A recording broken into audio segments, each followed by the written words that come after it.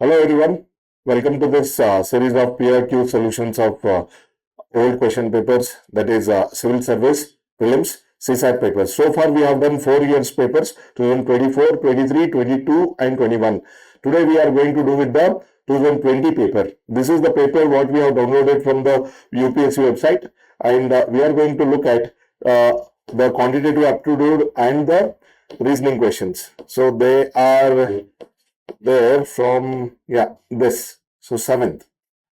So this question is asking about how many zeros. So this is about the number of zeros. The topic is number of zeros. There are at the end of the following product. So this is the product. They are asking how many zeros. And as we have discussed earlier also, the number of zeros is equal to number of pairs of 2 and 5. So we have to get the pairs of 2 and 5.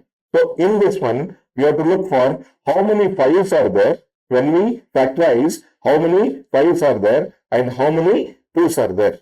So if you look at number of 2s here, 10, 20, 30, 40, 50 and 60. These are the even numbers that we have. Let us look at how many 2s are there.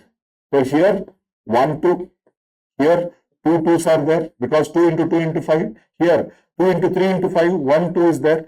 Here 2 into 2 into 2 into 5, 3 2s are there. And here we have 2 into 5 into 5, 1.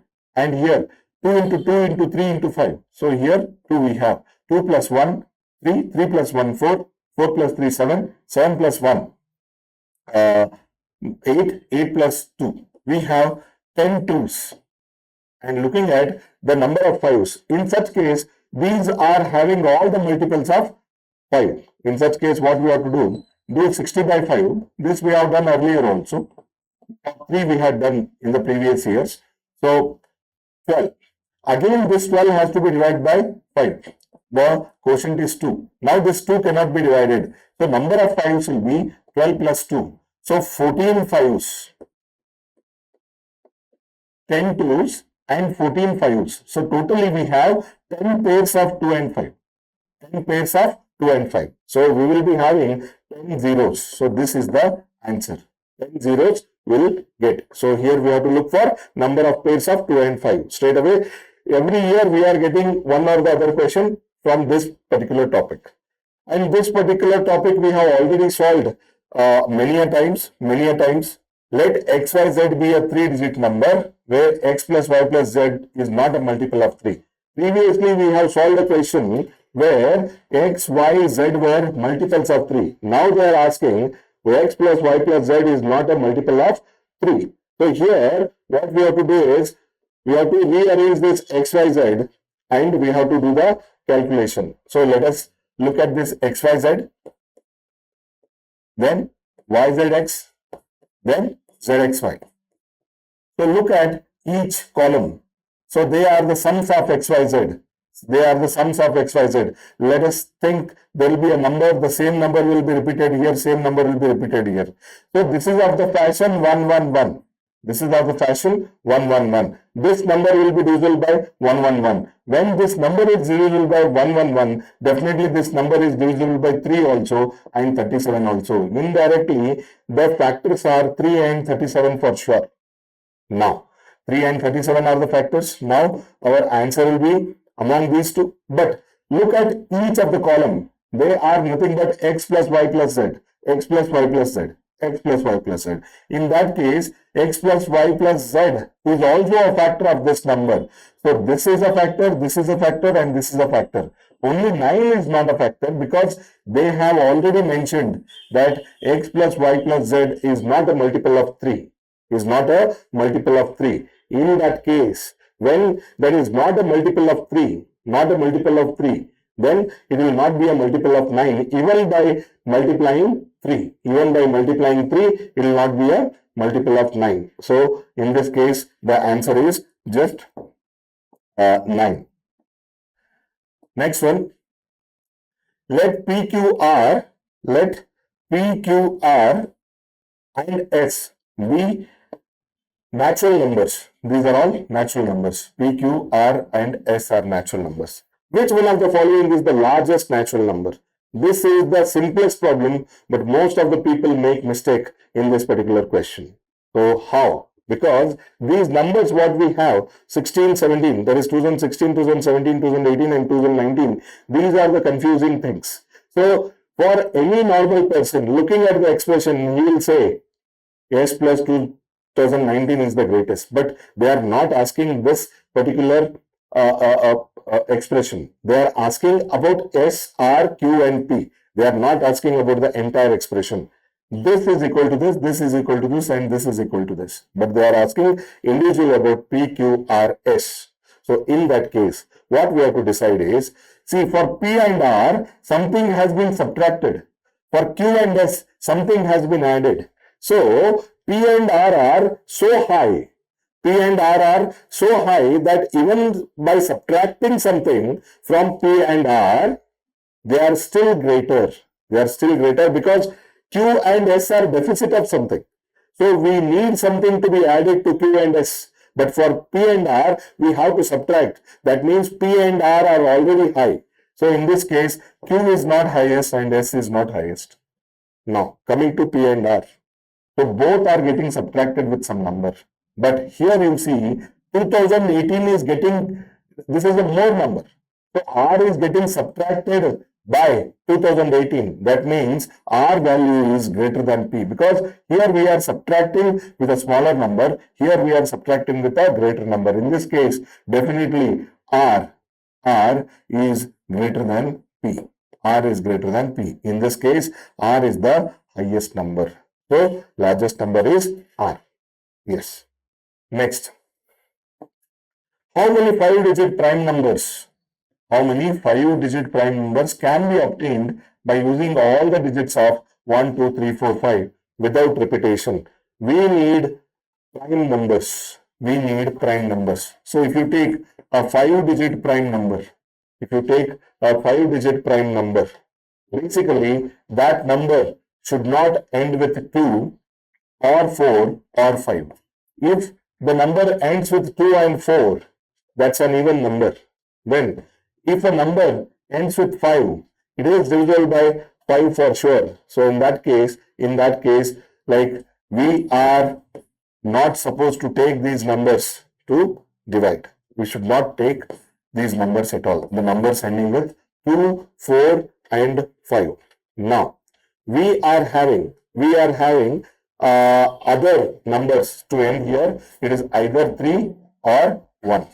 Either 3 or 1. So how many 5-digit numbers can be obtained by using all the digits of 1, 2, 3, 4, 5? So last digit is fixed. Last digit is fixed. See, in such cases, what we can do is, see, these places have to be filled by the numbers, other four numbers. But whether they will be prime numbers or not, 4 places are there, 4 numbers are there. I can fill this with 4 factorial ways, and also this one with 4 factorial ways I can fill it. But again, we have to consider what all that are involved in this particular thing. For example, 1, 2, 3, 4, 5. 1, 2, 3, 4, 5. Anyways, we are going to use all these numbers. And we have to make the sum of these numbers to check the divisibility by 3 or 9. Check. Add these numbers. 1 plus 2 is 3, 3 plus 3, 6, 6 plus 4, 10, 10 plus 5, 15. Anyways, any number formed by these digits will be divisible by 3 because their sum is 15. So in that case, you form any number out of these 1, 2, 3, 4, 5. Any 5-digit number you make, definitely they are going to be divisible by 3. When a number is divisible by any other number than itself and 1, definitely that is not a prime number. So whatever the numbers that we are going to form here, they are not prime numbers at all, because all of them are divisible by 3 because their sum is divisible by 3. So that is why the number of prime numbers that we get out of this is 0. No prime numbers can be obtained because we are making the numbers out of this 1, 2, 3, 4, 5 whose sum is 15. When sum of these digits is 15, then definitely it is divisible by 3. We cannot say any of these numbers are prime numbers. Okay, next one.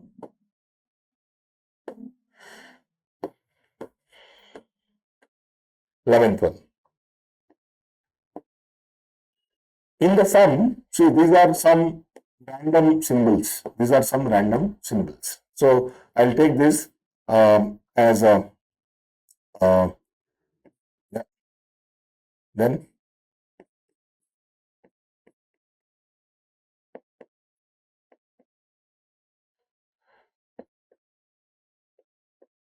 so the sum has to be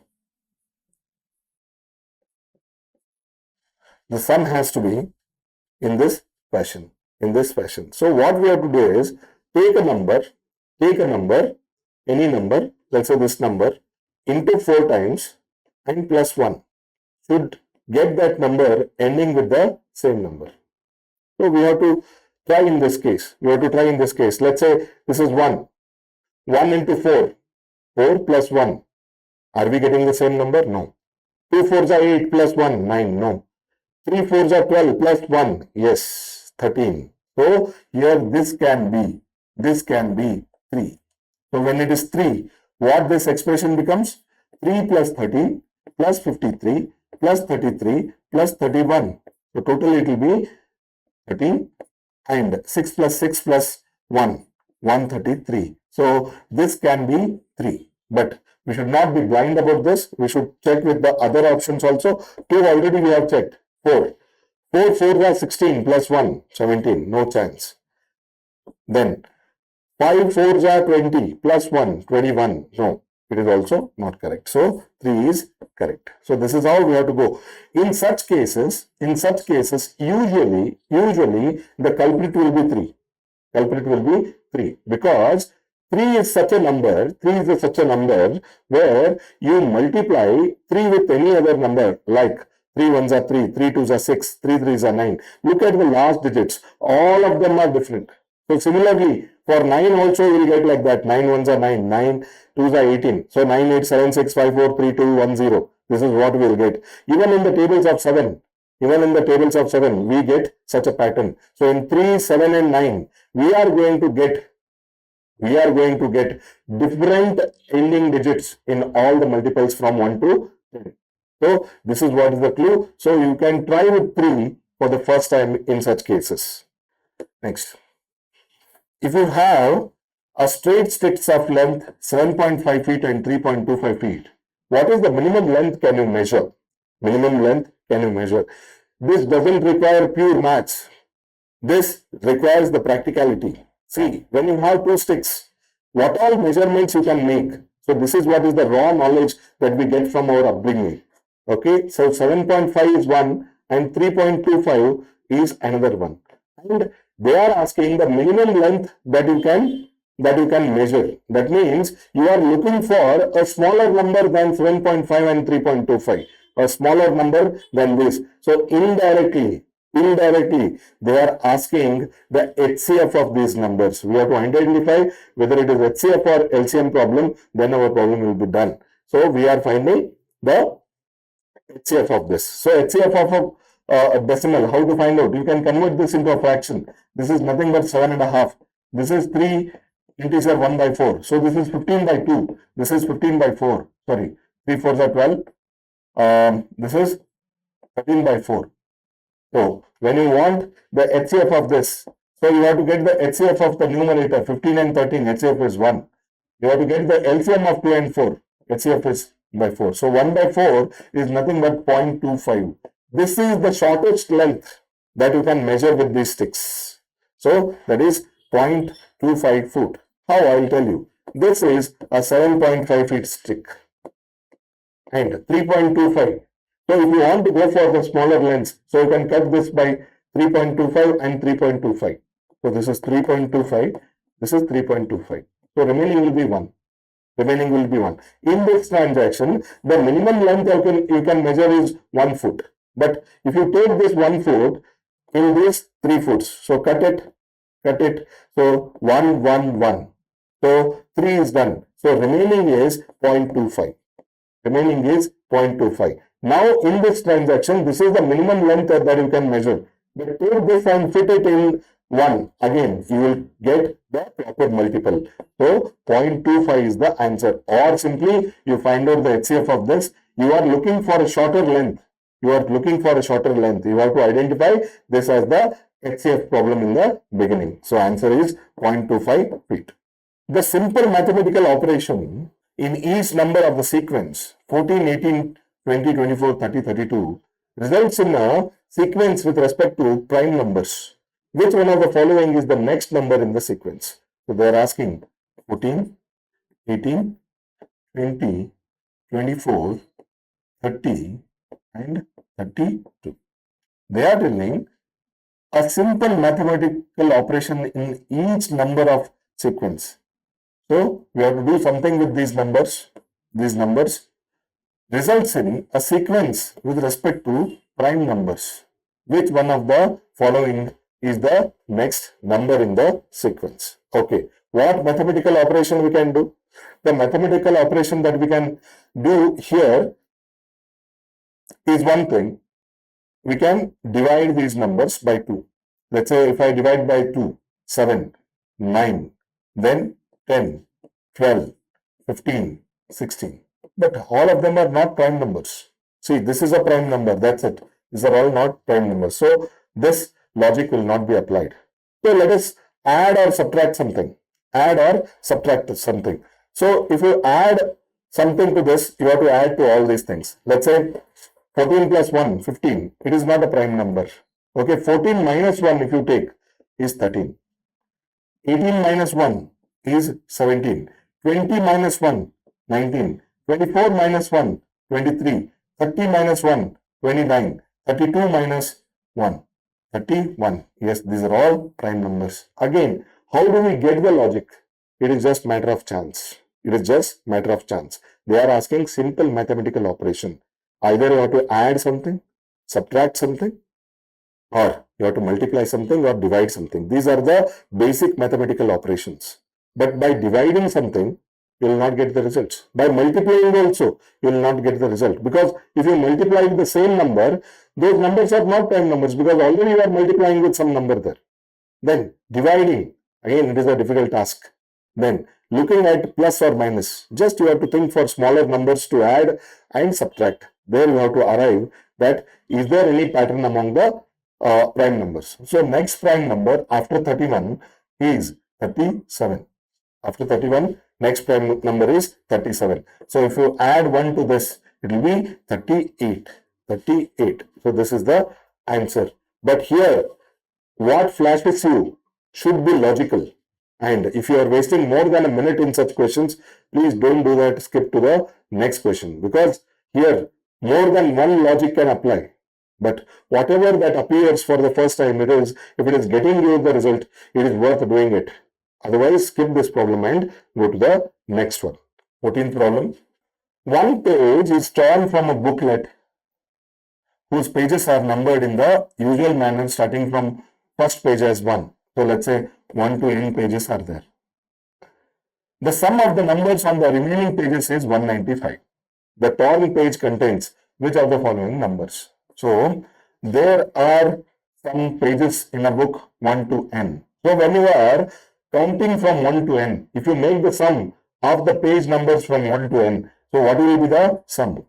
The sum will be n into n plus 1 by 2. N into n plus 1 by 2. And when two pages are, one page, if I tear one page, the numbers on that maybe 3, 4, because front and back, 5, 6, like this, there is a chance that, not a chance, there will be a certain thing that when we tear a page, then the front and back will be having the numbers. Both of them will be lost. When we lose one page and two numbers in this sequence is 1 to n. And in that, we are losing two numbers. And we are getting 195. But basically the sum of these page numbers will be more than 195 because after subtracting two page numbers, we are getting 195. That means our sum is more than 195. So in this case, try to get that sum above this 195. Above this 195, maybe 200, 205, 210. Try to match with this one. Try to match with this one. So n into n plus 1 by 2.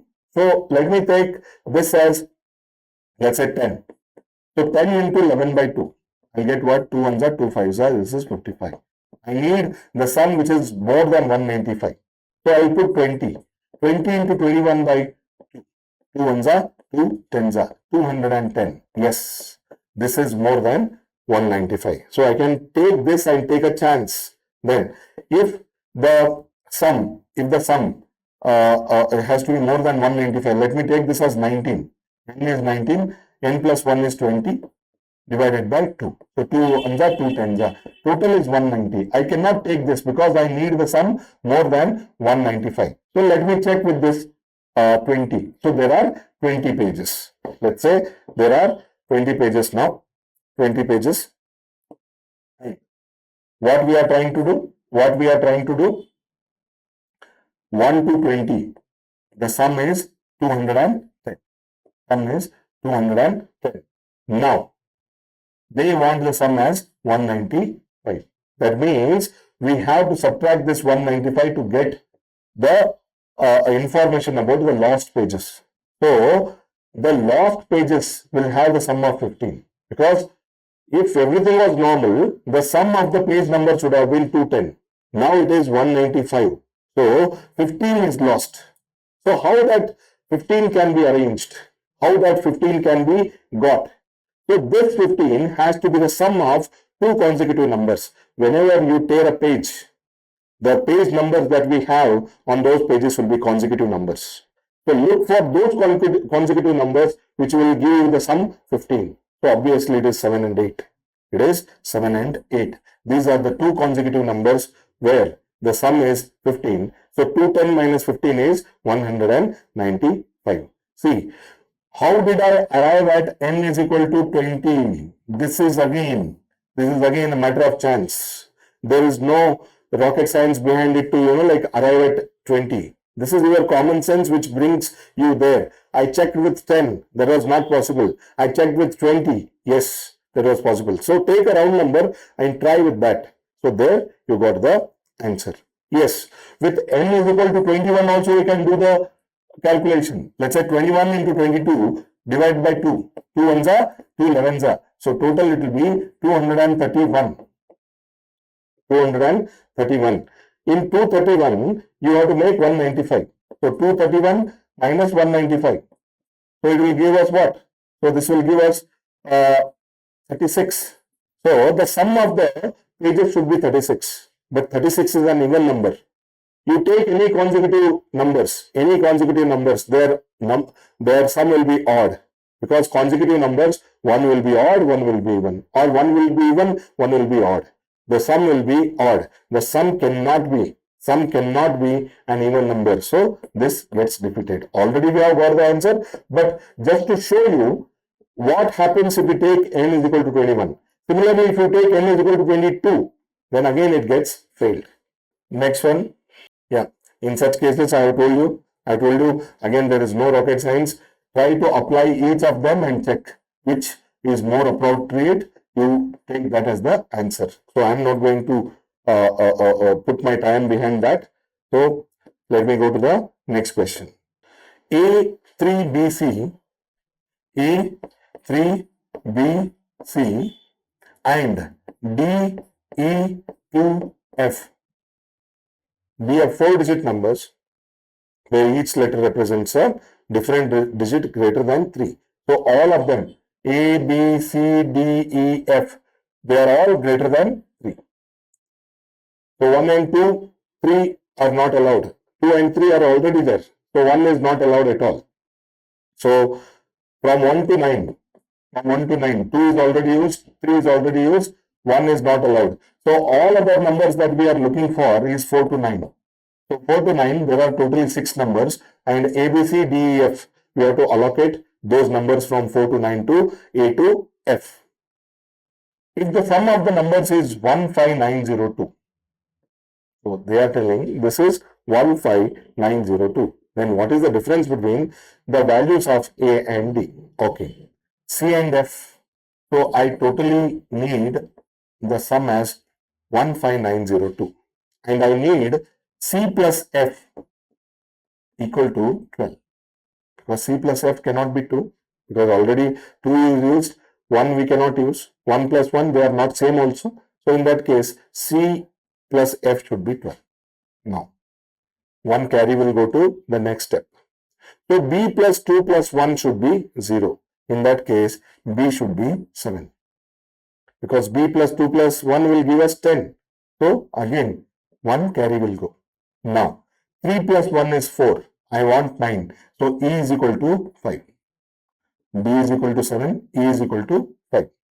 C and F, I don't know, but total is 12. Total is 12.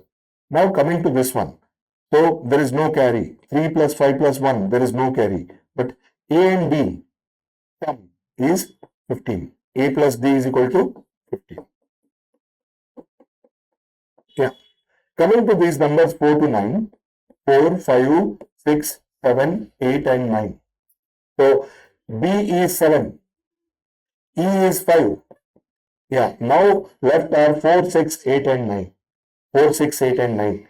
So A plus B should be 15. So which are all numbers? So among these numbers 4, 6, 8, 9. 9 and 6 if we add we will get 15. So either A or B is equal to 6 or 9. If A is 6, B is 9. If A is 9, D is 6. So A and B difference. So difference between A and B will be equal to 3. Difference because the numbers are 6 or 9. So take the difference. The difference is 3. So difference between A and D. In this case, I am not worried about C and F at all. I am only worried about A and D because here only I am getting a clue that which two numbers give me the sum of 15.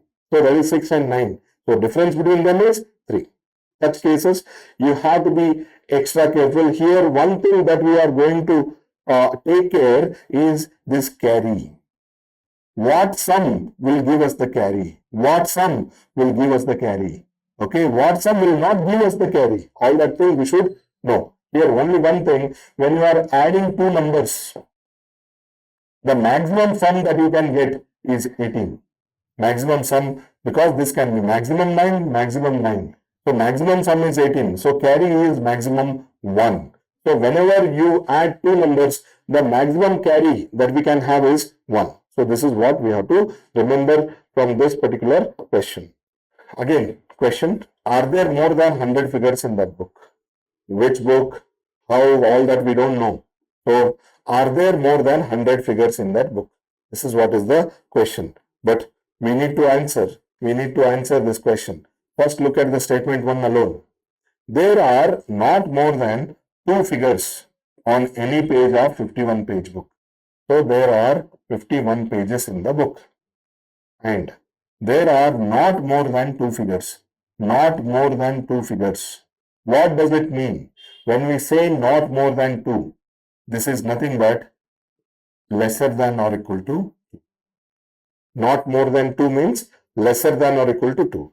Which all numbers are lesser than or equal to 2? Either 0 or 1 or 2. They are telling in this 51 page book, in each page either 0 or 1 or 2 figures are there.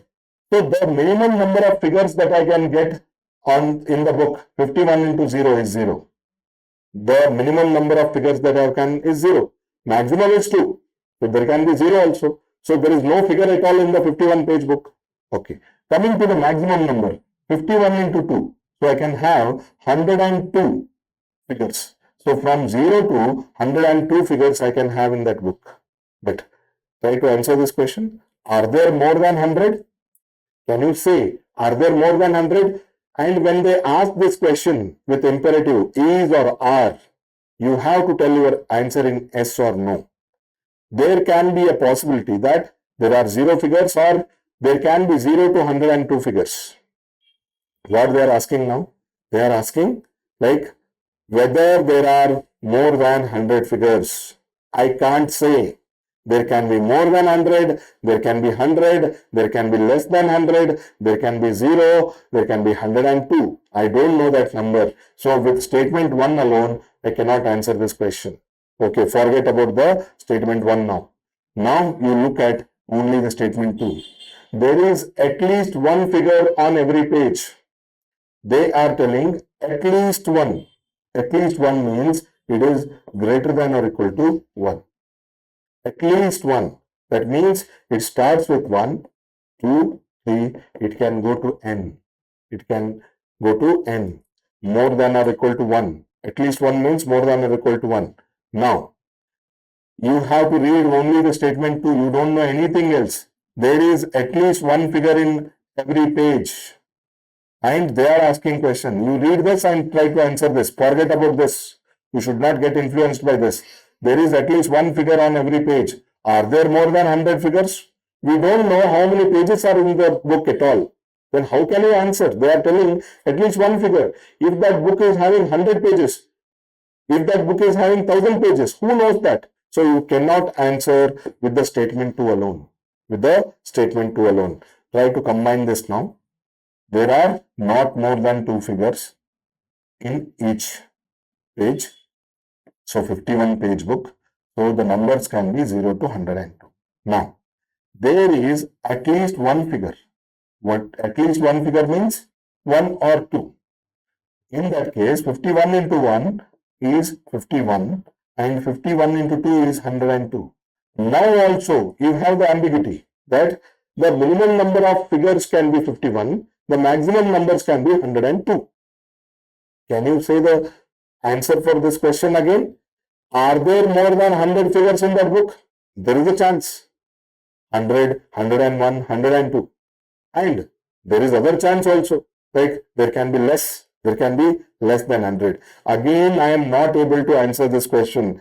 Even by using both the statements, I cannot answer this question. So the answer will be D. Answer will be D. Next question is 18th question. Consider the following data. Girls and boys. Average marks in English for girls is 9. Average marks in Hindi for girls is 8. Average marks in English for boys is 8. Average marks in Hindi for boys is 7. But if you look at overall class average, it is 8.8. And here they are asking this one. So in this case, we have this data for girls and boys. This is the girls and their average is 9. And for the boys, average is 8.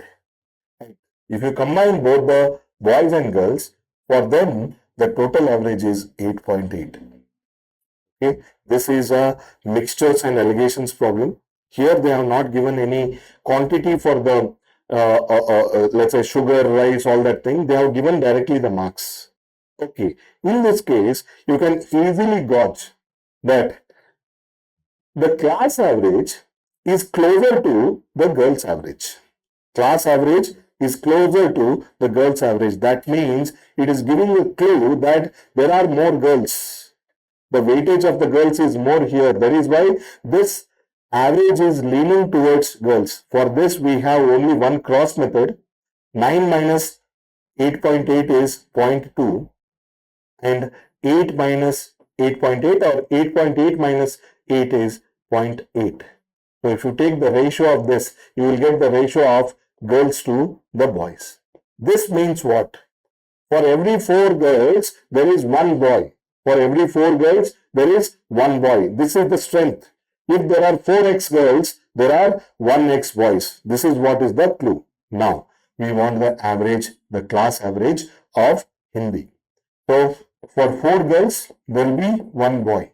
So, 8 fours are 32. This is the total marks of girls. 7 into 1. Total marks of boys is 7. So, 39. But how many students totally? 5. 39 divided by 5 is 7.8. So again, this answer is 7.8 because it has to be closer to the average of girls. That is what is the clue. In that case, The answer is 7.8. First of all, you have to decipher the ratio of girls to boys, then apply that and multiply, make the weighted average. This is what is the weighted average, because everyone is not getting the same. Girls are more, so you are giving more weightage. Then boys are less, you are giving less weightage. That is what you are multiplying by 4 and you are multiplying by 1 here. Total is 39. Total are 5 students. 39 by 5 is 7.8. Yeah. Next one is like blood relations problem. Blood relations problem. See, usually when such a big blood relation is given and only one question is attached, it doesn't give a lot of returns, because to construct a family tree, you might require 2 minutes. Then after that, you have to decipher the answer. It might go beyond your time limit. So that is why you have to be extra careful. When there are more than one question attached, then definitely you can take, because after constructing the family tree, it is matter of seconds to answer all the questions. Okay. Now, family of 2 generations consisting of 6 members PQRSTU has 3 males and 3 females. There are 2 married couples and 2 unmarried siblings. Till here, we have just the general information. We don't have the specific information.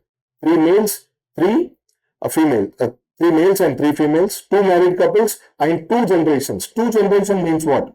Let's say this is our father's generation and this is our generation. The family consists of only these 2 generations, not anything in the grandfathers or not anything in our next generation, that is our son and daughter. So this is not there. So here what we can do is, from here we can read the specific information. U is P's daughter. U is P's daughter. So 1 generation and below generation. And for females, let us mark with plus. Okay. U is P's daughter and Q is R's mother-in-law. So P and U are not connected to this Q and R at all. So you have to have a different diagram altogether. Q is R's mother-in-law. So R will come in the below generation. Q will come in the above generation. Q is mother-in-law means she is a female. And R's mother-in-law. So Q's son or daughter is married to R. Q's son or daughter is married to R. But I don't know the gender of R. Just this Q is mother-in-law.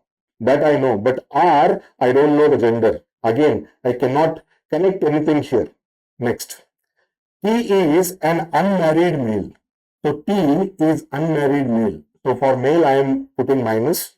And S is a male. Yeah, this is what we have to do.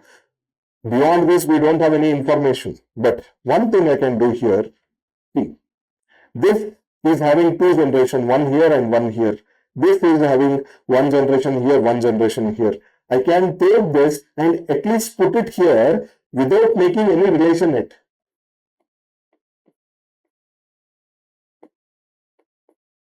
Because I have only 2 generations here. I have only 2 generations here. Now, they are telling 2 unmarried siblings are there. Siblings is brother or sister or 2 brothers or 2 sisters. So they are alone. They are alone in the sense like they are not married. And they are telling T is unmarried male. T is unmarried male. So in this case, this T and S should come somewhere here, but we have 2 unmarried siblings. So those 2 unmarried siblings can be these also, and this is also unmarried yet. This is also unmarried yet. So T can come. So definitely T is in this generation, but let us not create any relation yet. But now 3 people are here and here 3 people are there and 6 people is done. So now I cannot put T here because T is unmarried. T is unmarried. Then definitely I have to put S here. I have to put S here. So if S is a male, R is a female. So now 1 female, 2 female and 3 females are done. And this is a male. But we have to find a sibling for this person. That means either brother or sister we have to find. These are married. These are married. So This person can be combined with this person also as a brother. This person can be combined with this also or this also. But we have to make one more arrangement. That is, there are two married couples. Already one marriage has happened. I cannot marry T. Already marriage has happened. So I cannot marry T. If at all I have to make the marriage of T, I have to make it with U. Because it is in the same generation, but this person is a sibling. I cannot make such illogical marriages. So the marriage that I can make is only among these two people in this generation. So these are mother and father. Mother and father. For them, U is a daughter, S is a son, and R is wife of this S, and this person is definitely a sibling of these persons, and this is the sibling of either this or this, because all these are the children of P and Q. All these are children of P and Q. R is someone who is coming from outside and getting married. And I cannot take this relation with this one because this is a married person. This is a married person, and I can make this as a sibling of R. But they are telling there are two unmarried siblings. But R is married, S is married. So what option I have is only to create the brother or sister relation between T and U. And T is a male, U is a female. This is the possible family tree. Look, here we have spent more than 2 minutes. In the examination hall, it can be more than these 2 minutes also. That is why you have to be careful and you have to be seeing how many questions are attached with this. Now, look at the question. Which one of the following is correct? R is U's husband. No. R is S's wife. Yes. S is unmarried. No, S is married. None of them. Already we have marked the answer. Answer is B. 20th. This is related to calendar. In a particular year, 12th January is a Sunday. 12th January of a particular year is a Sunday. Which year? I don't know. When they don't give particular year, that year can be either leap year or not a leap. That is what we have to consider. Let's take this as a non-leap year. This as a non-leap year. That means that year is not divisible by 4. Okay. Then they are asking, 15th July is Sunday. 15th July is Sunday, 12th July is Sunday, whatever it is. But let us look at this as a non-leap year. Let's say 2025 is not a leap year. Let us take like this. Okay. Now I have to jump up to the 7th month because in all the options, July is there. So from Jan to July, I have to jump. For each month, when I am jumping, I have to give those odd numbers. For example, if I jump January, 31 days are there. We have plus 3 odd days because 31 divided by 7 will give me the remainder 3. It is not a leap year. Then for February 0. Then for March 3, for April 2, for May 3, and for June 2. This is what we have to add. 3 plus 3 is 6, 6 plus 2 8, 8 plus 3 11, 11 plus 2 is 13. So Sunday plus 13 is also equal to Sunday plus 6 because I am dividing by 7 and getting the remainder. Or this is minus 1 also. Rather than adding 6, subtract 1 because we have to get 7. So Sunday minus 1 is a Saturday. This means what? 12th July is a Saturday if that year is a not leap year. So see here, 12th July is not a Sunday if that year is a leap year. No, it is not a leap year. 12th July is a Sunday if the year is a leap year. This you have to check it. 15th July is a Sunday. No, in this case, 13th July is a Sunday. So we are not arriving at this solution if we take this as a not a leap year. Now, if I take that as a leap year, what would change? If I take that as a leap year, so 12th January and a leap year, it is a Sunday. It is a Sunday. Again, I am adding all the odd days for each month, plus 3 for January. Now, since it is a leap, I have to add 1 for February because in February, 29 days will be there. 1 odd day. So, plus 3 for March, plus 2 for April, plus 3 for May, and plus 2 for June. So if you add all these things, 3 plus 1, 4 plus 3, 7 plus 2, 9 plus 3, 12 plus 2, 14. So adding 14 is as good as adding 0 because 2 sevens are or 7 twos are 14. So I don't have to add. So 12th July of that leap year will be a Sunday. This is where we have 12th July is a Sunday if the year is leap. So this is the answer.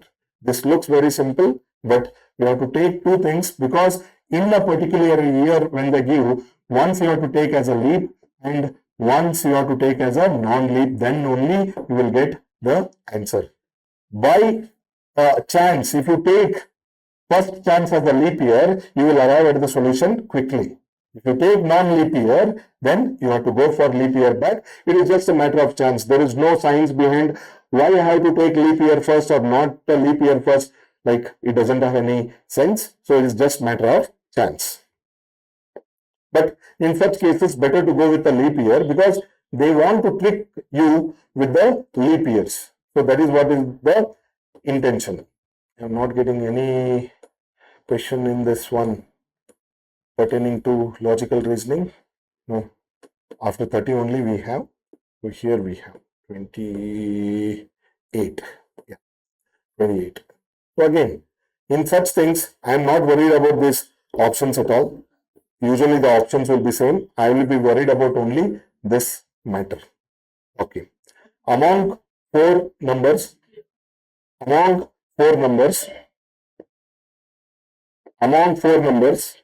PQRS, which one is the largest? So among PQRS, I am getting the largest number. I have to check that one. Check with statement 1 alone. Don't get influenced by the statement 2. R is greater than P as well as Q. R is greater than P and R is greater than Q. Yes, in this case R is greater. But what about S? I don't know. So statement 1 alone cannot be sufficient. Now, check statement 2, forget statement 1. S is not the largest one.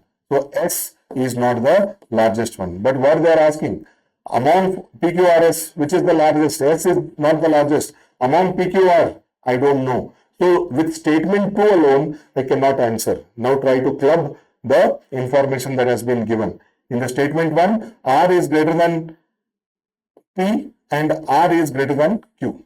Now, S is not the largest. So S is not a contender. Among PQR only, one of them is highest. In this case, R is the highest. So by clubbing both the statements, I can get the answer that is C. So S1 and S2 together are sufficient to answer the question. So this is the simplest one. But only thing, while you are reading statement 1, you should not get influenced by statement 2. And the same thing with statement 2 also. 28 is done. So 29 here. Yeah. Data insufficiency. Question. If n is a unique natural number between 10 and 20.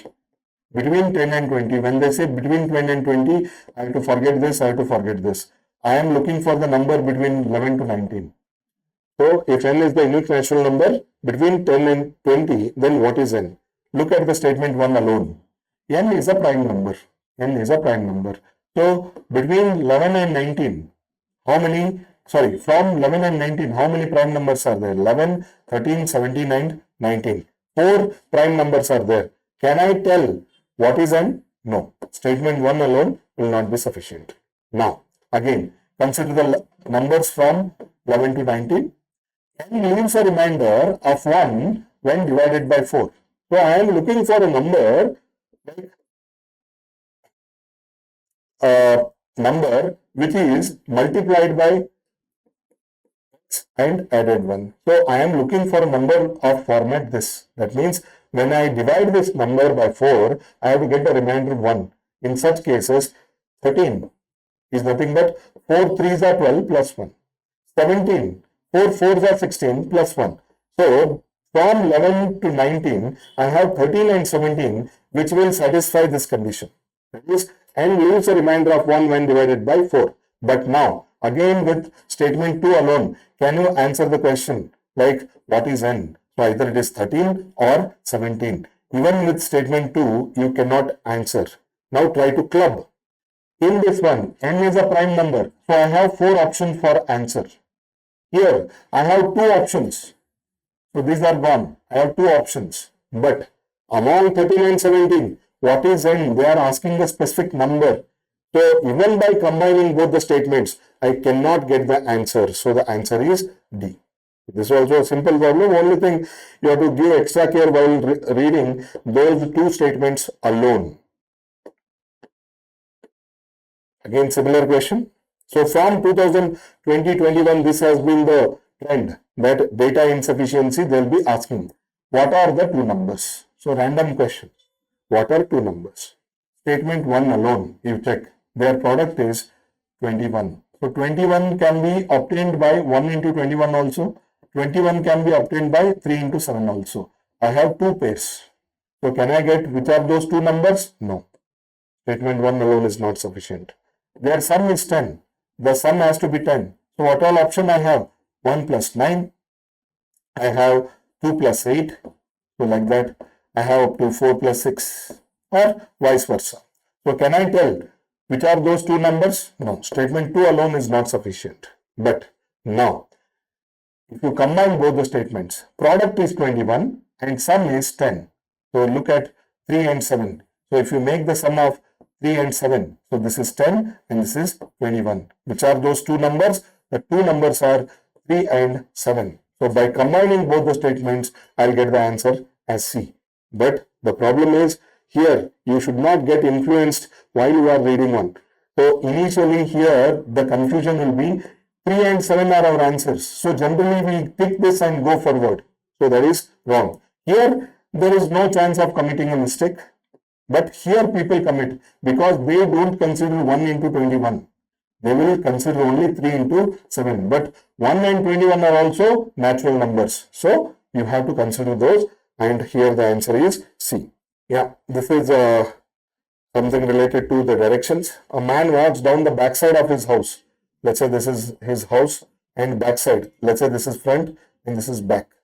Backside of his house, straight 25 meters. Let's say he walks 25 meters and then turns to right and walks 50 meters. Let's say this is 50 meters. Then he turns towards left and walks 25 meters. In his house, if his house faces to the east, let's say this is east, this becomes west. If this becomes west, this becomes north. And again, this becomes west. Then what is his direction from the starting point?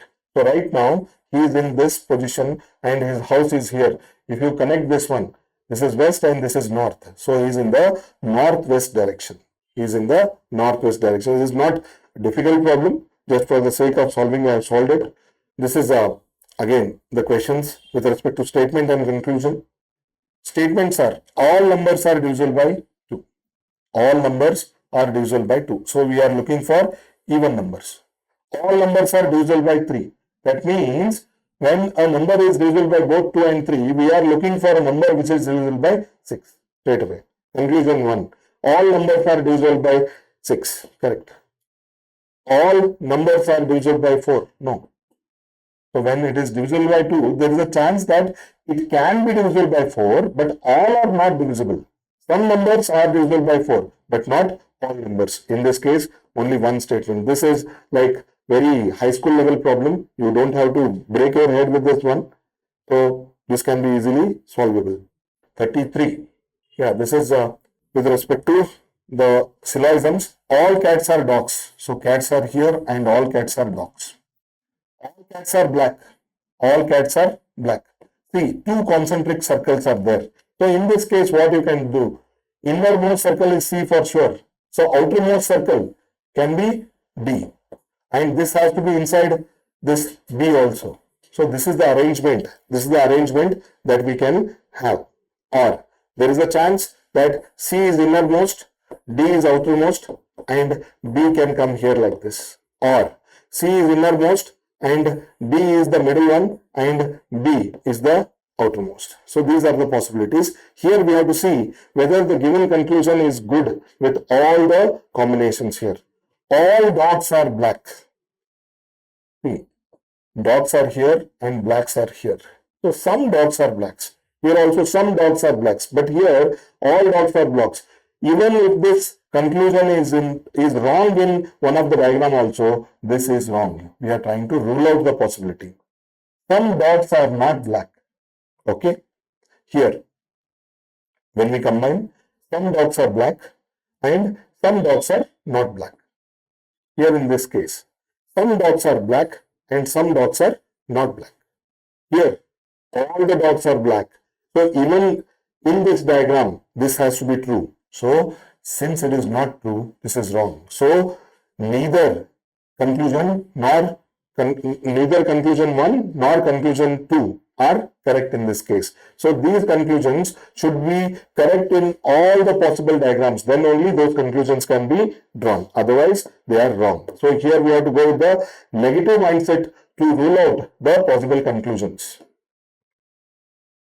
Now, this is kind of a non-verbal reasoning.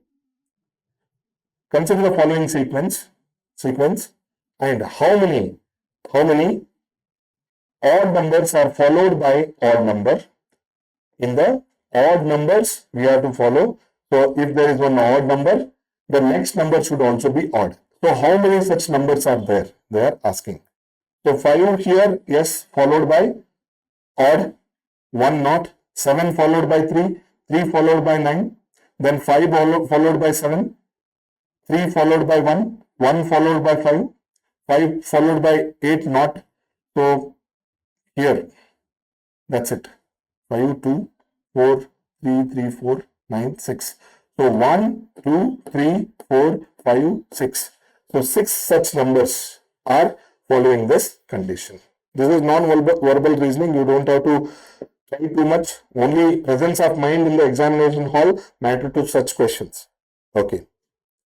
Here, A is 16th from the left end in a row of boys and V is the 18th from the right end. See, there is a row of boys and A is 16th from the left and V is 11th from the 18th from the right end. In such case, you cannot draw a conclusive diagram because we don't know the position of A from the right or we don't know the position of V from the left. In such case, don't draw any immature diagram. So, let us wait for some more information. Now, G is 11th from A towards the right. So, if A is 16th from the left, G is 11th from A towards right. So, G will be 27th. G will be 27th. So, this is what is the conclusion. And third from the V towards the right. Again, this person G is third from V towards right. So, V is here. So, when this person G is third from V, then V is at the 24th position because minus 3, 27 minus 3. So, V is 24th from the left, but V is also 18th from the right. So, V is 18th from the right. So, this fellow V is 24th from the left and 18th from the right. So, total number of people is 24 plus 18, but we are counting V twice. You have to subtract 1. 24 plus 18 is 42 minus 1. So, there are totally 41 students in the line. Yes, this is a bit complicated. This is not a pretty straight problem because 3 persons are involved here and here we have to be extra careful. Only clue what I can give is, in such questions, don't draw any immature diagram in the beginning. Just wait for other information. So, A is here, G is here, but V is also here. Now, I know the position of V from both the ends. Then, for me, it is very easy to calculate the number of students in the row. So, these kind of questions are increasing. You have to practice this. These are all based on our knowledge. But this is variety of question that is asked on the basis of our knowledge. Now, question is, who among ABCD is the youngest? Among ABCD, who is the youngest? Statement 1 alone. Don't get influenced by statement 2 or statement 3. C is younger than D. C is younger than D. but older than A and B. So A is younger than C, B is younger than C. See, in this case, what I will have is C and A is also younger, B is also younger than C and D. Among A and B, who is the youngest? I don't know. So statement 1 alone will not be sufficient. Now they are asking statement 1 and 2 together. So I will combine this. Anyways, A and B, I don't know the relation. D is the oldest. Here also I have got B as the oldest. So again, statement 2 is not helping me with anything. Okay, next. S2 and S3. Combine these two. D is the oldest. Okay. A is older than B. See, A is older than B. But I have to forget this now because they are asking only statement 2 and statement 3. They are telling D is the highest. A is older than B. B is the highest. So A and B will come somewhere in this order. But where you will put C? Where you will put this C? C can come here also, here also, here also. So still you don't know who is the youngest. Who is the youngest? Even by combining these two statements. Now we are left with only S1 and S3. S1 and S3. So look at S1 and S3 together. C is younger than D, but older than A and B. So A is older than C, then B is younger than C, A is younger than C. This is what we have. Now look at S3. A is older than B. So among A, B, A is older. Then B is the youngest.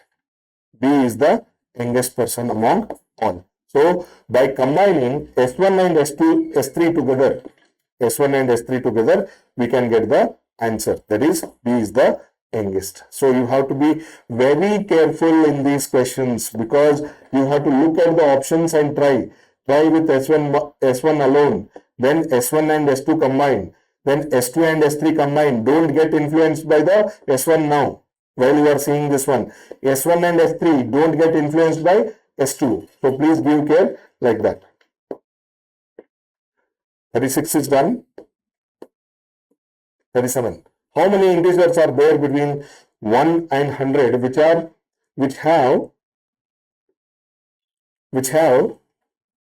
4 as digit but not divisible by 4?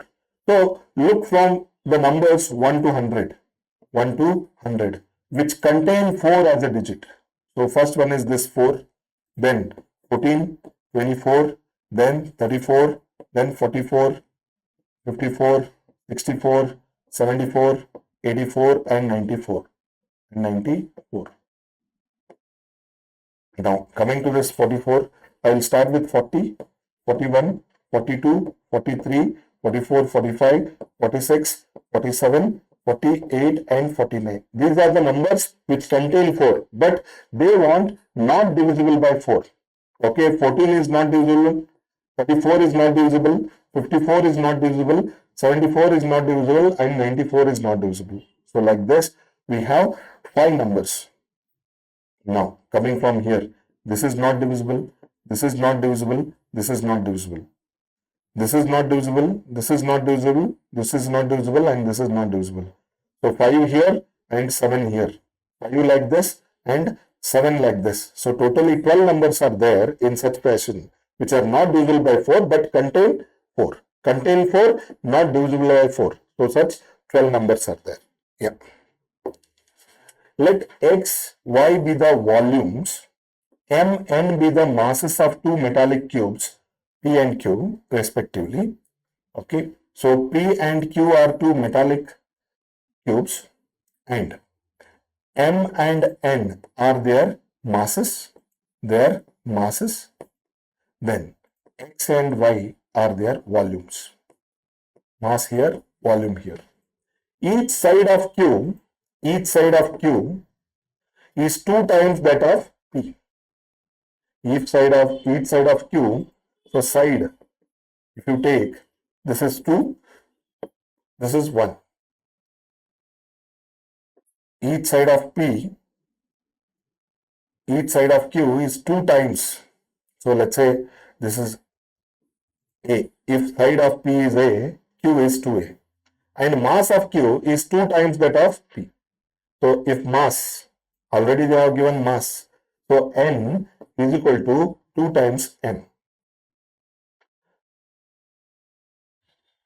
Mass of Q is 2 times that of P. Mass of Q is N, it is 2 times that of P. So N is equal to 2M and their sides are A and 2A. Now, let U is M by X. U is M by X. What they are trying to say? Mass divided by volume. This is nothing but density. This is something related to science also or physics. So M by X, mass by volume, is our density. Then V is N by Y, same thing. This is also density. They are telling about density. U and V are density. Which one of the following is correct? Which one of the following is correct? They are telling U is equal to 4V, U is equal to 2V, U is equal to V, V is equal to 4U. So here we have the relation. So V is equal to N by Y. That means V is equal to M by Y. I can write V is equal to 2M by Y. So this is one thing, but X is mass and Y is also, X is volume and Y is also volume. If the cube side is A, then the volume will be A cube. That is what is the volume. If side is 2A, 2A whole cube will be the volume of this, that is 8A cube. 8A cube. See here, U is equal to M by X and V is equal to 2M by Y. Coming to X and Y, there is volume. So this X is nothing but A cube and this Y is nothing but 8A cube. 2 ones are 2 fours are. So U is to V is equal to M by A cube is to M by 4A cube. So M get cancelled. Then A cube get cancelled. This 4 will come this side. This is 4 is to 1. So U by V is equal to 4 by 1. So in this case, U is equal to 4V. U is equal to 4V. This is the answer. But this is not that easy. This combines the knowledge of mass, volume and density. So in physics, what we learn is mass by volume is density. More the mass, more the density. Less the volume, more the density. So this is not purely for the people who solve for the aptitude. They should know some part of physics also. Then only they can have the hang of this one. Otherwise, they have to do it mechanically. How did I make this different from the normal aptitude? So here the concept, that is volume will be A cube. Here the volume will be 8A cube. This is what is the knowledge of physics. If you don't know that one, then it becomes very difficult to solve. Because without knowing the relation between X and Y, you cannot conclude this one. So this is one of the toughest if you are a student of physics, and this level of physics is high school physics, what we know. So this much is required. The average age of a teacher and 3 students is 20 years. Let's say T is teacher and S is student. Okay. So their average. So totally 4 people, 1 teacher and 3 students. If all the 3 students are of same age, okay, all are of same age. So if I take S as their age, so 3 students here plus teacher. This is their total age. And if you take the average of these 4 people, this is 20. So T plus 3S is equal to 80. 3 plus 3S is equal to 80. Then the difference between the age of a teacher and each student is 20 years. So T minus S is equal to 20. Now we have 2 equations in 2 variables. T plus 3S is equal to 80 and T minus S is equal to 20. Straight away it is a linear equation in 2 variables. You can solve this very easily. In this case, T will be equal to 35 and S is equal to 15. They are asking what is the age of the teacher. 35. So solve that, you will get. I will not be putting my time behind such easier calculations. A person bought a car and sold it for 3 lakh. He bought at some cost price and he sold it at 3 lakhs. If he incurred a loss of 20%, so from here to here, he has incurred a loss of 20%. In such cases, what you have to do is, you have to assume the cost price as 100. And if he wants to incur a loss of 20%, then he has to sell it at 80. But what is the real cost price? So these are in ratio. These are in ratio and these are in ratio. In this case, directly cross multiply. So this question mark is nothing but 100 into 3 lakhs divided by 80. 0, 0 get cancelled.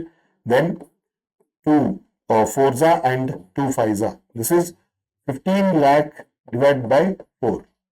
15 divided by 4 lakhs. That is 3.75 lakhs. That is nothing but 3,75,000.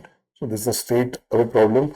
See, this is a question again which is of a logic.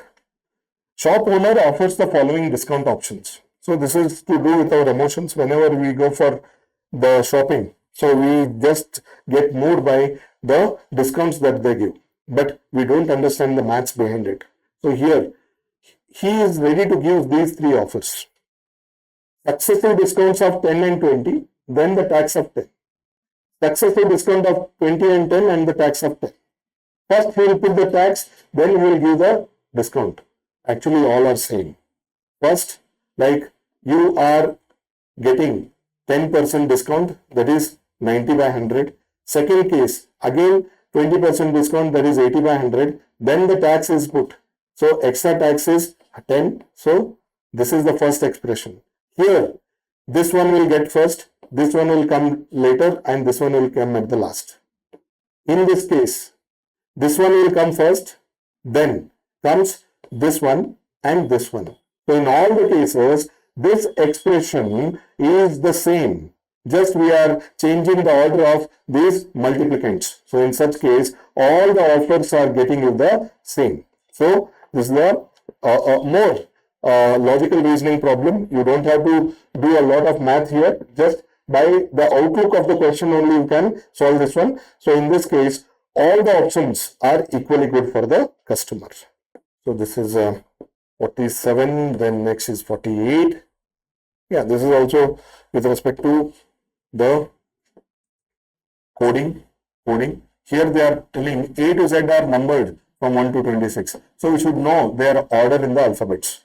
So GHI is equal to 1578. Here 3 letters are there, but 4 numbers are given. That means we are not logically assigning these particular digits to these numbers, these alphabets. But they have given their order is important here. G comes at the 7th position. Then H comes at 8 and I comes at 9. Here you should try to build a logic between this 789 and 1578. By the very outset, it appears like it is multiplied by 2. 789 into 2 will get us 1578. Next, DEF is 456. Again, multiply by 2, you will get 912. So similar logic you have to apply for ABC also. ABC is 123 into 2. So the answer is 246. So there is nothing in this problem. Yeah, 49th.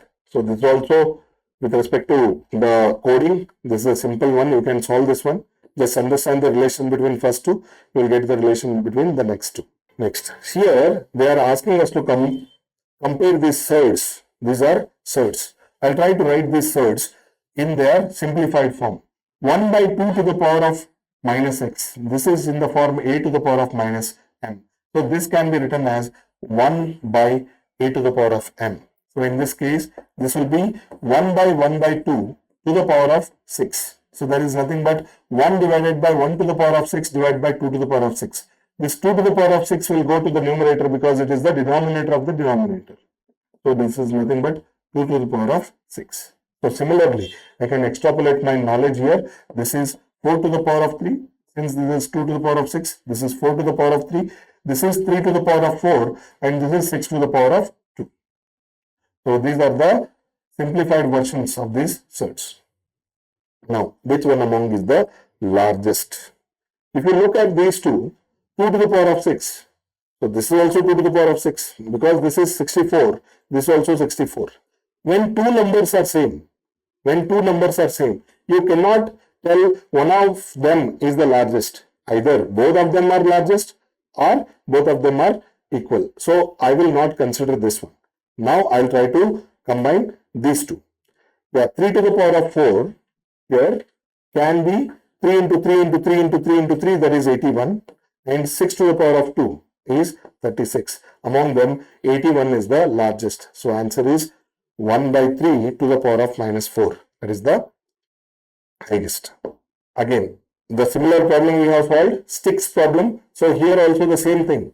3.5 is nothing but 7 by 2 and 8 integer 3 by 4. This is nothing but 35 by 4. They are asking what is the greatest length x such that 3 integer 1 by 2 and 8 integer 3 by 4 are integral multiples of x. So I am looking for x. By multiplying what? You will get these. So I am looking for a number smaller than this 7 by 2 and 35 by 4 at which can divide these two numbers. So straight away we are finding the HCF. So when you want HCF of the numerator is 7 and LCM of the denominator is 4. So answer is 7 by 4, that is nothing but 1 integer 3 by 4. So this is the HCF problem. You have to understand when such fractions are given, and if they are asking for a number which is smaller than these two, the factor of these two, you have to go for the HCF. Yeah, this is a data interpretation problem. For which period was the natural growth rate maximum? Natural growth rate. So growth rate is always calculated with respect to the previous year's number. So they are asking the growth rate. For which period was the natural growth rate maximum? Here they have given birth rate and here they have given the death rate. So when they say the natural growth rate was the maximum, so here birth have to be more and death have to be less. So in this case 48.1 minus 35.5. So this is 12.6. Then 46.4 minus 36.3. This is 10.1. 45.2 minus 31.2 is 14. 39.9 minus 27.4 is 12.5. 41.7 minus 22.8. So this is 18.9. You have to be quick in your calculation, then only you are going to save. Here there is no technique, nothing. Your calculation has to be faster. 41.1 minus 18.9. So this is 22.2. 22.2. 37.1 minus 14.2. This is 22.3. So look at all the growth rates. 22.3 is the highest. 22.3 is the highest. So only thing they want us to calculate faster, that to the subtraction. So here the answer is the last one, 1971 to 1981. So this is the answer. 52, 53. Yeah. So this is where the recurring decimal representation, this is equivalent to what? Equivalent to what? So usually this pattern 272727 like this, when do we get? When we divide something by 11. When you divide something by 11, you will get the recurring decimals. That two decimals recurring all the times. So whenever you divide by 11, you will get that. Whenever you divide by 9, you will get the recurring like 33333 or 22222. So this is the clue. Now let me check with these two. 13 by 11 and 14 by 11. So 13 by 11, is nothing but 11 ones are 11, then 2 is left, 20, 11 ones are 11, then 9 is left, 11 eights are. So this goes on repeating. But looking at 14 by 11, so 11 ones are 11, then 3 is left, 11 twos are 22, then 7s are, then 2s are 7s are. So this is the answer. 14 by 11 is the answer. Okay. What is the least 4-digit number when divided by 3, 4, 5, 6 leaves a remainder 2? Yesterday also we have seen such a problem. If you take the LCM of this, 3, 4, 5, 6, LCM is 60. LCM is 60. And you have to divide the least 4-digit number, that is 1000. So when you divide this, 61 is 60, then 400, so 66 are 360. So this is 40. Take the difference between these two, 20, and add to this. So 1020 is the number that you are looking for, but you need the remainder 2. Add 2 to this. This is 1022. So similar problems we have solved in the previous videos. Kindly look at them. This is a very good problem. Very good problem. This is usually left by the students in the examination. In an adult population of a city, 40% men and 30% women are married.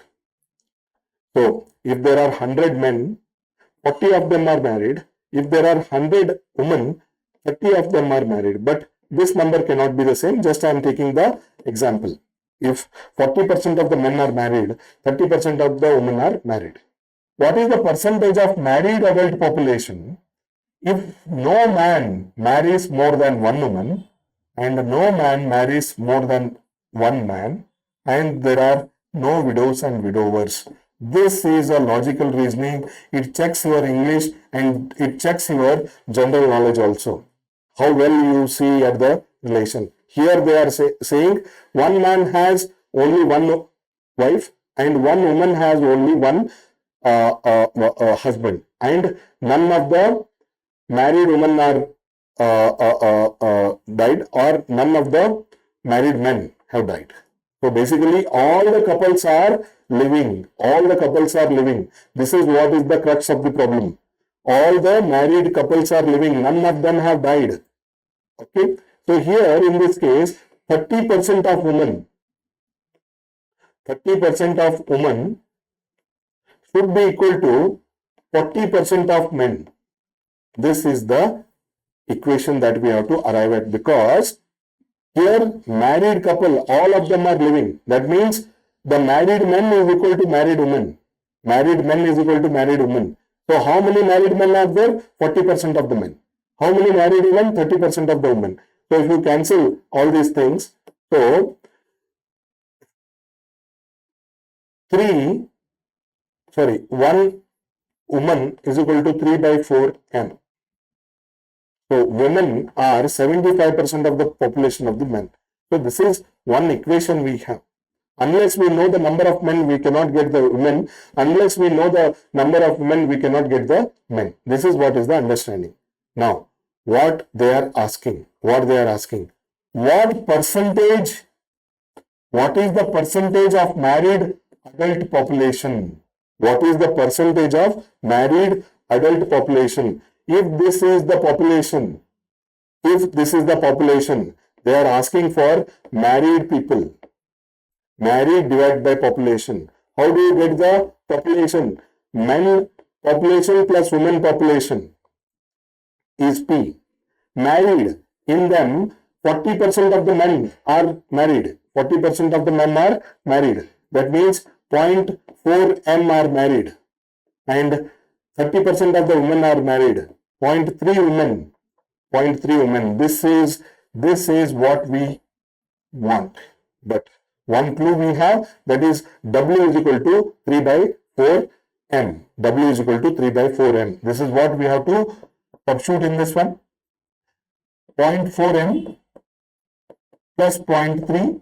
W is nothing but 3 by 4 m, and in the denominator m plus 3 by 4 m. We have to solve for this. So totally this will be m plus 3 by 4 is 7 by 4 m, and here 0.4 and here 0.3 into 3 by 4. 0.3 into 3 by 4.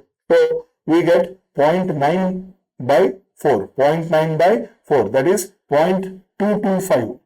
Here 0.4, this is 0.225. So totally 0.625 m. M get cancelled. 4 will go this side. 4 will go this side. 0.625 into 4 is nothing but 2.5 divided by 7. 2.5 divided by 7, and we have to multiply by 100 because they are asking the percentage. Here 2.5 into 100. So 2.5 into 100 is 250 by 7. So look at the answer. So 250 by 7 is 7 3s are 21, then 7 4s are 28, 2 by 7 percentage. This is one of the toughest problems that I have seen because many people will not understand this and they don't arrive at this relation. If you don't arrive at this relation, you cannot solve this one.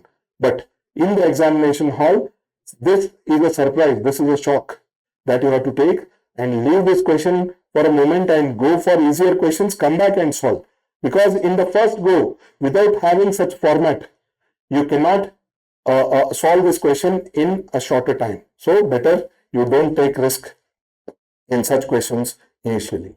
Again, here they are asking for the remainder. So 51 into 27 into 35 into 62 into 75, this should be divisible by 100. Simple. So here 25 3s are and 25 4s are. Okay. Then 2 2s are and 2 31s are. So you have to divide by 2. But this is not as easy as we get to this problem. So this is odd number, odd. So odd number is divided by 2, we'll get 1. So whenever we divide by 2, we get the remainder 1, that is half of it. So whenever we divide this number by 100, the remainder will be 50. Because when I divide by 2, the remainder is half. When I divide by 100, remainder is 50. Many people will mark this as the remainder, but that is wrong. So this is the answer, because let's say this whole expression is some number, and we are dividing it by 100. So the remainder what we get is not this simple. So it should be 50, because when you multiply this one, so one even number, that is 2 is there, and 1 5 is enough, so that you get the last digit as 0. So whenever you are dividing a number with last digit 0 by 100, the remainder should be consisting of the 0. That is what is the answer. So this is a ratio problem, but the ratio is given in the fraction. So first of all, what you have to do is you have to convert that ratio of the fractions into a natural number ratio. So you have to get the LCM of this. 2 4 6, LCM is 12. So it becomes 2 6s are, then 3 3s are 9, then 5 2s are 10. So original ratio is 6:9:10. Original ratio is 6:9:10. 2500 is distributed amongst them in this ratio. What is the difference between the maximum share and the minimum share? So 6, 9, 10 in this ratio it has to be distributed. That is 6x, 9x and 10x. What is the total? Total is 25x. This 25x is nothing but 2500. So x is equal to 100. That means we are distributing in this ratio but with the multiple of 100. So the lowest share will be of this person, 6 into 100, 600. The highest share will be of this person, 10 into 100 is 1000. So the difference between them is 400. So the difference is 400. This is a very simple problem. Why it gets complicated? Because of the ratio. Ratio is given in fraction. First you have to convert that ratio into the natural numbers ratio. Then you will get the answer. Okay. For what value of n, the sum of the digits in the number 10 to the power of n plus 1 is equal to 2. That means the sum of the numbers. For example, I will take 10 as 1 plus 1. This is nothing but 11. What is the sum of the digits? 2. 10 square plus 1 is 101. What is the sum of the digits? 2. 10 cube plus 1. This is 1001. What is the sum of the digits? 2. So for any value of n, This is the fact. So the sum of the digits will be 2. So for any whole number value, even when 10 to the power of 0 plus 1 is nothing but 1 plus 1, that is equal to 2.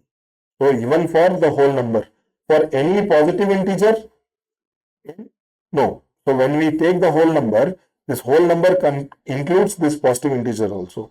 For any real number, no. Real number might include the rational and irrational number also. So I cannot get, for example, 10 to the power of, let's say, half. This is some fraction. So I cannot get the sum as 2. For n is equal to 0 only. No. For all the whole numbers, we are getting this value. So this is how you have to deal. So this is more kind of a common sense problem. In the class, there are 3 groups. There is one class and there are 3 groups, A, B and C. There are 3 groups. If one student from A and 2 students from group B are shifted to C, one person is going and 2 persons are going here. Then what happens to the average weight of the students of class? This is the class.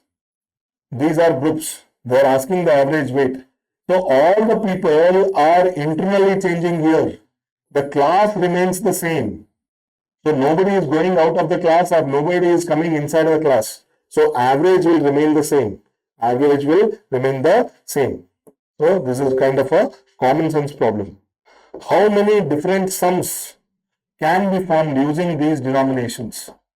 Taking at least 3 denominations at a time. Okay, taking 3 denominations, at least 3 denominations at a time. There are 5 denominations. You have to take at least 3. That means out of 5, first I will take 3.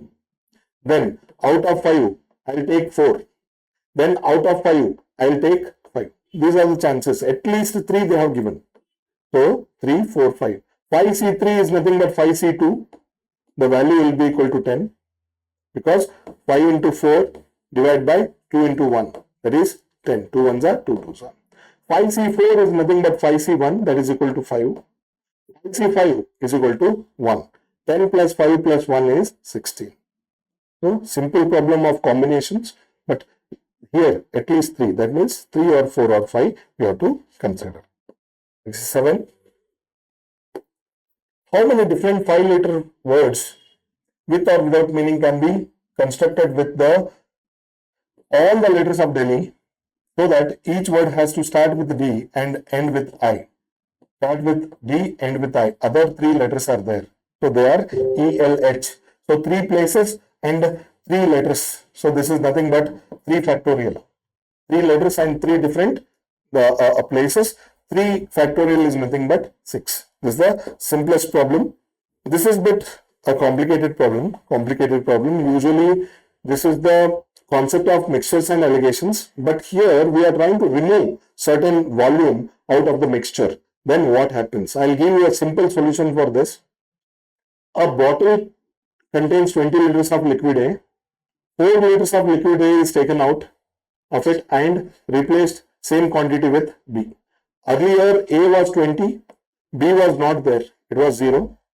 Now it has become 16 and B is 4 because 4 liter is taken out and 4 liter is put in. So basically this A is getting 80%. A is getting 80%. 80% of 20 is 16. Okay. Again, this 4 liters is taken out. So when I take out 4 liters, it is not purely A. This is the mixture of A and B. This is the homogeneous mixture that I get. Heterogeneous mixture that I get. But I cannot take only A now. But still, when I take 4 liters out of it, my concentration of A is becoming 80% again. So 16 into 80% is 12.8 and rest all is B. So out of 20 liters, if I take out 12.8, then 7.2 is B.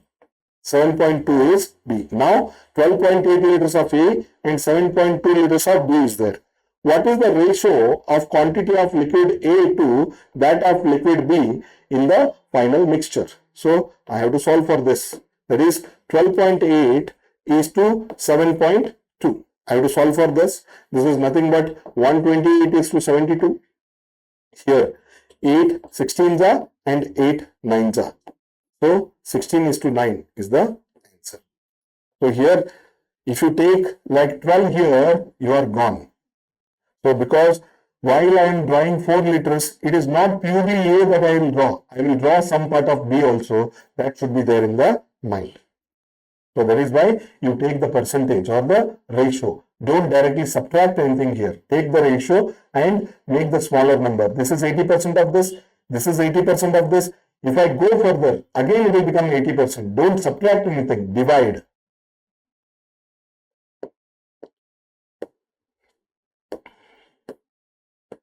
The average score of a batsman, after 50th innings is 46.4. So in 50 innings, he has scored the average of 46.4. So when you multiply, this is 2320. This is 2320. After his 60th innings, his average is increased by 2.6. So 2.6 plus to this is 49. 60 into 49. So you will get 2940. So in 10 innings, he has scored 620 runs more. In 10 innings, he has scored 620. So what his average score in the last 10 innings? So 620 runs divided by 10, this is 62. For math's sake, this concept is fine. But usually in cricket, when we take the average, this is not divided by the number of innings he has played. Here we are getting runs divided by innings. But in actual cricket, we take the average as runs divided by the number of outs. How many times he has got out. If that person has not got out, then his average is infinity. So that is why the batsman's average increases whenever he remains not out. So usually the people who remain not out will have the more average. Like that, we have some of the best average players like Michael Bevan, MS Dhoni and all. So let us not apply that concept here because this is purely mathematical. But if somebody questions this question that as per cricket, this question is wrong. Yeah, you can challenge this one, but let us not go to that depth. 70th question. As a result of 25% hike, this is the budget problem. This is a budget problem. Whenever there is a price hike, we try to consume less. So we are purchasing 6 kg less. So this is the budget problem. Budget remains the same. Whenever there is a price rise, there will be a less quantity in consumption. So I have given one shortcut to this earlier. If something is increased by 1 by x, then to adjust that effect, we have to decrease the other component by 1 by x plus 1. This is what is the shortcut that I had given. So here 1 by x is nothing but 25%. But 25% in terms of fraction is 1 by 4. So whenever you increase the price by 1 by 4, your consumption will become less. We try to consume less with the same budget. So that is 1 by 5 because 4 plus 1 is 5. So 1 by 5 is nothing but the compromise in the budget. So this 1 by 5 of the quantity is nothing but 6 kg less. 1 by 5 of the quantity is nothing but 6 kg less. I am consuming 6 kg less. That means I am consuming 1 by 5 less. So my 1 by 5 of the quantity is 6 kg less. So this Q is equal to 5 will go this side. My original quantity which I used to buy before the price rise was 30 kgs. Okay. And what was my budget? 1200. So 1200 kgs, 1200 rupees, 30 kgs I used to buy. Then the rate was 40. They are asking what was the original price of the rice? That is 40. So please remember this one. This is very helpful. in the budget problems, whenever you increase something by 1 by x, reduce the other component by 1 by x plus 1. Or whenever you reduce one component by 1 by x, try to increase the other component by 1 by x minus 1. Okay, please remember this. Every year we are getting such a question. Okay, this is time and work. Time and work, I try to solve it very simply. A person X can complete 20% of the work in 8 days.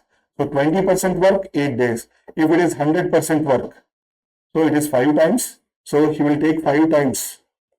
So 8 into 5. So 40 days.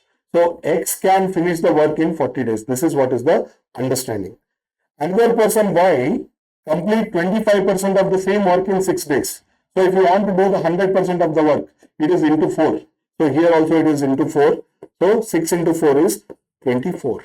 So X can finish the work in 40 days and Y can finish the work in 24 days. So X is more efficient and Y is less efficient. If they work together, in how many days will 40% of the work would be done? 40% of the work could be done. In this case, what is the capacity of A? He can finish 1 by 40 of the work in 1 day. B can finish. So, I'm sorry, X take 40 days and B take 24 days. In this case, B is more efficient because he is taking less number of days. Okay. 1 day's work of A is 1 by 40.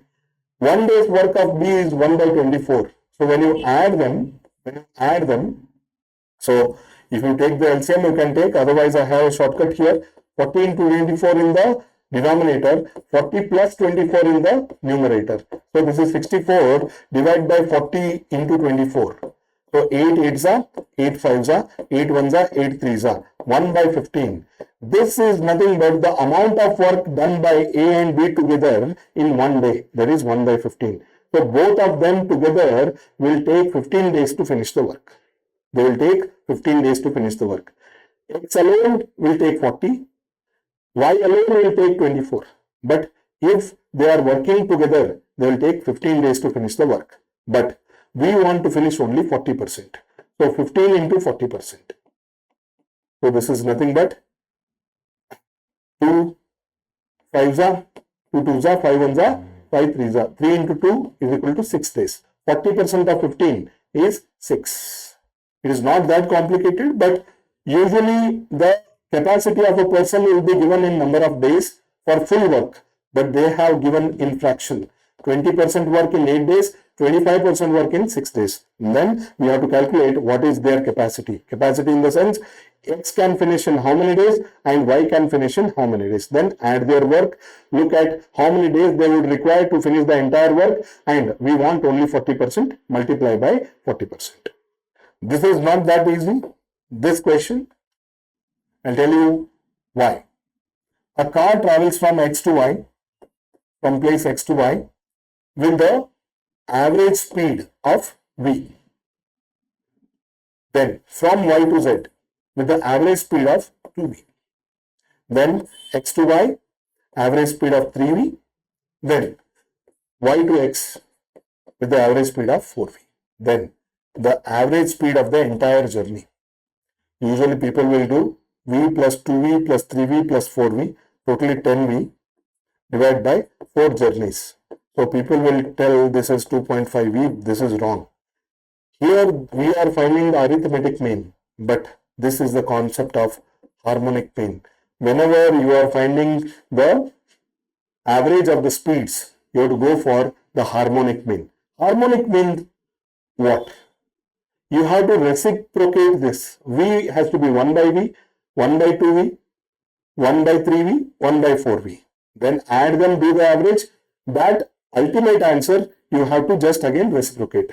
So here our thing is, first one is 1 by V, then 1 by 2V, then 1 by 3V, then 1 by 4V. So if you take the LCM, this is 12V.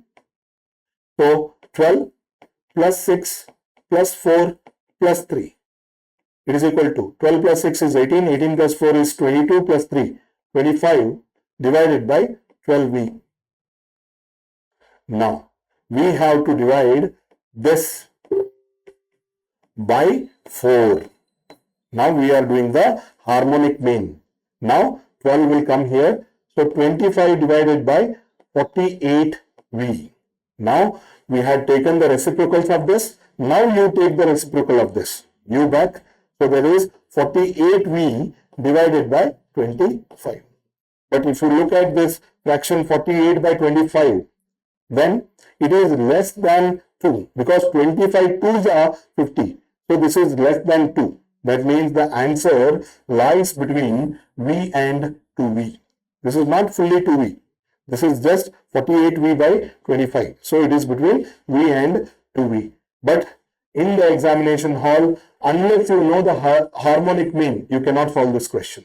So when you know the concept, then only you can solve. Otherwise, don't touch it. Usually in the speeds, you cannot calculate the normal arithmetic mean. You have to go for the harmonic mean. Harmonic means just take the reciprocal, do the average, again take the reciprocal. As good as that.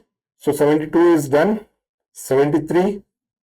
The minimum number of points of intersection of a square and a circle is 2, and maximum number of points. See, if this is a square, if you want to intersect with a circle, so minimum number will be 2. Then the maximum number, if you want to do the perfect intersection, this will be like this, but you can go home and check. These two are correct. Minimum intersection is 2, maximum intersection is 8. But you should be very good at drawing, then only you will get it. Otherwise, it is very difficult to solve this question. Okay, this question. This is more kind of a general knowledge question. A man takes half time in rowing certain distance downstream than the upstream. That means the time taken in the downstream compared to time taken in the upstream is half. This is what he is telling. So time taken in this one is, let's say, 1 hour. Time taken in this one is 2 hours. So in this case, I'll tell you the speed of the boat to the speed of the stream. They are asking the same. What is the speed in still water to the current? So this is the speed of the boat or the speed of rowing, and this is the speed of the stream. Please remember this ratio. This is 3:1. Whenever this thing is there, that the time taken in downstream is half of the time taken in upstream, please write this fact. That is, speed of the boat or speed of the swimming, speed of the row to the speed of the current or speed of the stream is 3:1. That is the fact. Please remember this. How many pairs of natural numbers are there such that the difference of whose squares is 63? How many pairs of natural numbers are there such that the difference of whose squares is 63? So in this case, you try to write the square numbers like 1, 4, 9, 16, 25, 36, 49. Like this, we are going to certain distance where the difference of the square is 63. In this, I can give only one clue, that is the difference between any two squares, consecutive squares, is an odd number. It is an odd number. If you look at the difference between 1 and 4, it is 3. Next is 5. Next is 7. Next is 9. Next is 11. Next is 13. Like that, you have to go up to 63. You have to go up to 63. In this case, what I will get? See, if I want this 9, this is 4 square and this is 5 square. This is 4 square and 5 square. Here it is 5 square and 6 square. I am getting 11. So if you get the sum of this, that is nothing but 9. So I want 63. Two consecutive numbers whose sum is 63 is 31 and 32. 31 and 32. 32 square is 1024. 31 square is 961. So if you take the difference, it is 63. Here our story doesn't end. So the squares of 32 and 31 will give me the distance of 63 or difference of 63. It doesn't end here. We have to look out for more numbers because they are not just asking the consecutive numbers. They are not asking the consecutive numbers. Our distance has to be 63. Okay. If you take other squares also, from here to here also sometimes there can be 63. In that case, what we have to do, you have to divide this 63 by 3, here 21 and here 19 and here it is 23. Because you see 3, 5, 7, 9, 11, 13. So we have to look for these numbers. If I am asking for 19, so I am looking for 9 and 10. If I am looking for 21, I am looking for 10 and 11. If I am looking for 23, I am looking for 9 and 12. So 9 square is 81 and 12 square is 144. The difference between 144 and 81 is 63. So 9 and 12 also qualify. The way 31 and 32 had qualified. This is not that easy problem. Here you have to have a proper pattern in the squares. Then only you can solve this question. Normally 95% of the people will not solve this one because they will not be knowing this concept. So this is just like a bonus that I am telling you, that every square number, consecutive square numbers will be having the difference like 3, 5, 7, 11. On that basis we can solve this. But if it is not comprehended, better you leave that question and go to the next question. Which of the following will have minimum change in its value if 5 is added to both the numerator and the denominator of the fraction? Which one of the following will have minimum change? Minimum change means after adding 5 to this, for example 2 by 3. If I add 5 here, it will become 7. If I add 5 here, it will become 7 by 8. Like this, which will have the minimum change? So here better you go for the higher fraction. So higher fraction is 5 by 6. 5 plus 5 is 10. 6 plus 5 is 11. Then the change will be minimum because these are in the increasing order. If I add something to this, the change will be more. If I add something to this, the change will be lesser. In this case, answer is 5 by 6. If they ask maximum here, then the answer is 2 by 3. A digit n is greater than 3 is divisible by 3. Okay, n is greater than 3, divisible by 3, but not divisible by 6. So if I go for the numbers like 6, 9, 12, 15, 18, they are asking for the numbers which are not divisible by 6. I will not take these numbers. So I am looking for the odd multiples of 3. Odd multiples of 3. That is 3, 9, 15, 21. Which one of the following is divisible by 4? Which one of the following is divisible by 4? So I am taking only the odd multiples. Odd multiples. A digit n is greater than 3, divisible by 3, but not divisible by 6. I will check with 9 first. I will check with 9. Okay. Which one of the following is divisible by 4? Okay. 9 2s are 18, not divisible. 9 3s are 27, not divisible. 9 2s are 18 plus 4 is 22, not divisible by 4. 9 3s are 27 plus 1. Yes. 28 is divisible by 4. Again, not so easy problem. Last 3 problems we are left with. Yeah. If 1 liter of water weighs 1 kg. So this is the standard. That is why we use water as a standard liquid. Then how many cubic millimeters of water will have 0.1 gram? 1 kg is nothing but 1000 grams. And I want 0.1 gram. 0.1 gram. So I have to divide this by 10,000. Then only I will get 0.1 gram. So 10,000 in volume. I am reducing 10,000 in volume. That means length, breadth, height should be reduced by 10. Each of my dimension has to be reduced by 10 times. What they are asking? Then how many cubic millimeters of water will weigh 0.1 gram?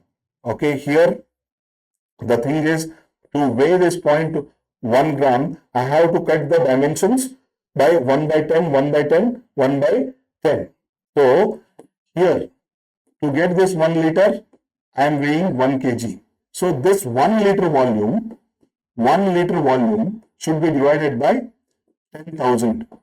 That means each of the length, breadth and the height should be divided by 10.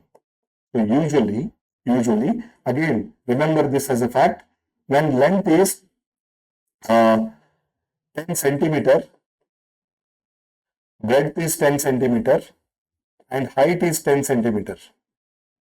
If you build such a cube, then only it will contain 1 liter. I am dividing all this by 10. So my cube will be 1 centimeter by 1 centimeter by 1 centimeter. They are asking me cubic millimeter. 1 centimeter will be having 10 millimeters. 10 millimeters and 10 millimeters. So 10 into 10 into 10. So 1000 millimeters. This is simple, but gram to meter, liter, then liter to centimeter to millimeter, it simply becomes complicated unless your basics are strong with respect to volume and the length and with respect to water, the standard measurement. You cannot solve this question.